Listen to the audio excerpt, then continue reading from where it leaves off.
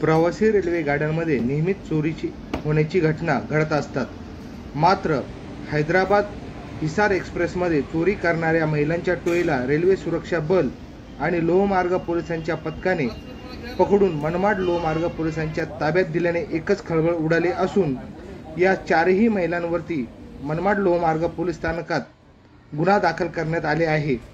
चारही संशयित आरोपींना न्यायालयात हजर केले असता एका महिलेला न्यायालयीन कोठडी सुनावण्यात आली असून उर्वरित 3 महिलांना 2 दिवसाची पोलीस कोठडी सुनावण्यात आली आहे. मनमाड स्थानकात सीसीटीव्ही कॅमेऱ्यामध्ये सदरील आरोपी कैद झाल्याने पोलीस प्रशासनाला मदत झाली.